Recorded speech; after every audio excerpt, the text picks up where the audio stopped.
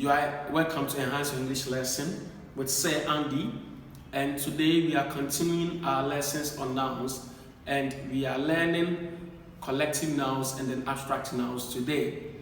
And I would entreat you to subscribe to our channel if you have not done that, and then also to click on the notification bell for notification anytime we bring you lessons.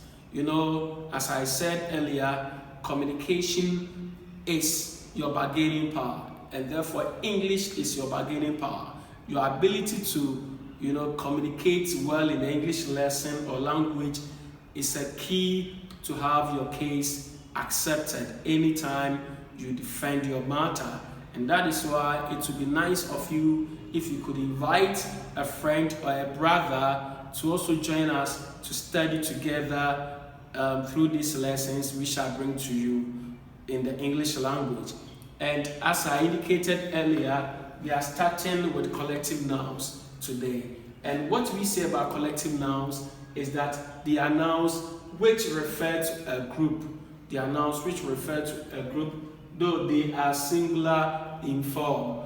They may be referring to a group. And then we have examples like team, furniture, we have staff, audience, army, etc. We have so many of them. So these are regarded as collective nouns.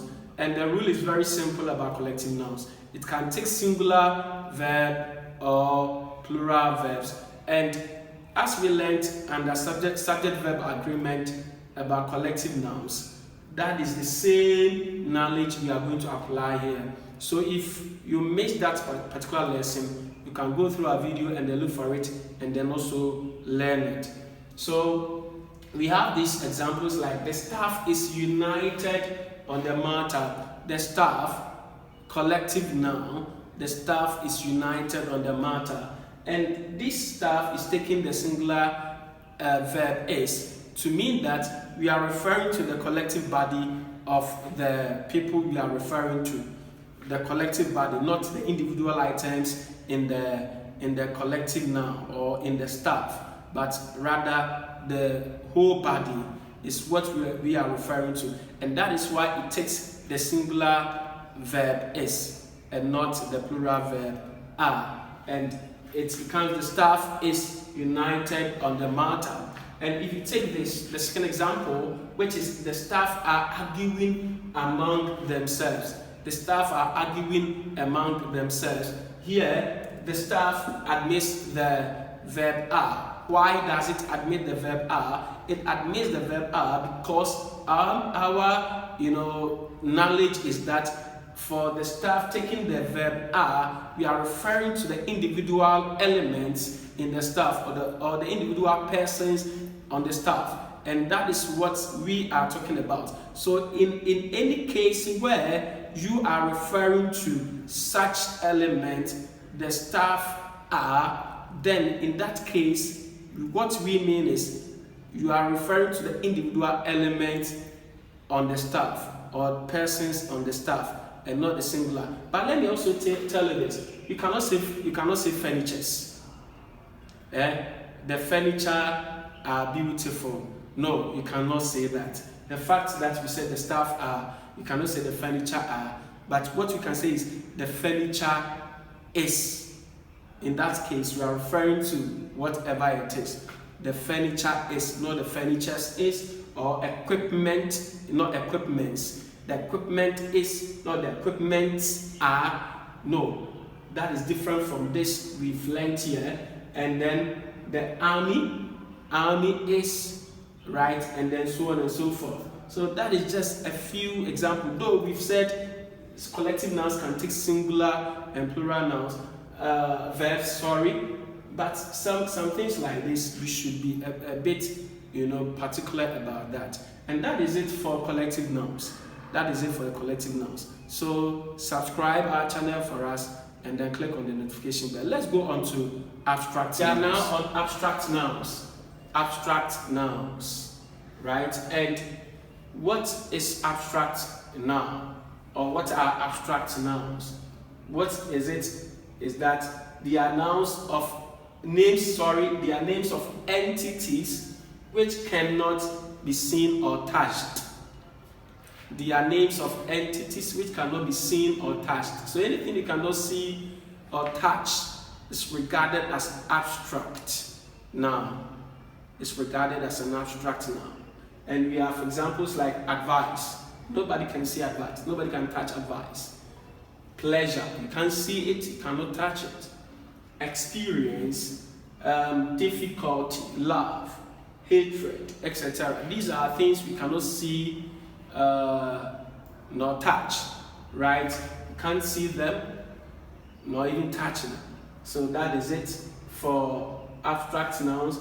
And then we have a few examples about that. So what we say about abstract noun is that they do not take the definite article there, or they do not admit articles. So we can say honesty is to be recommended. Honesty is to be recommended. You cannot say the honesty.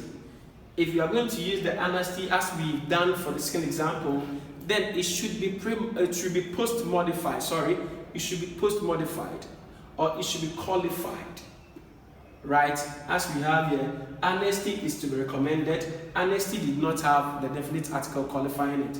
But if you say the honesty, then what is in the brackets here is telling us what the honesty we are referring to is about. So the honesty of our students. So of our students makes this honesty admit the definite article there. And that is why the comes here. The honesty of our students is to be recommended, right? And not honesty of our students is to be recommended. So anytime the abstract noun is post modified, then it is allowed to take the definite article there. If it is not post modified, but it is going to stand alone, then you should not qualify it with any article. You should not qualify it with any article.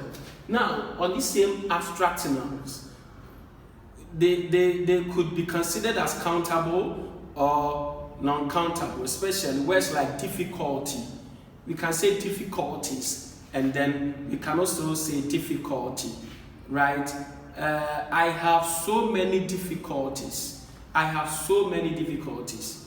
Or I have gone through so many difficulties. Then it means that the various difficulties I've gone through could be counted, right?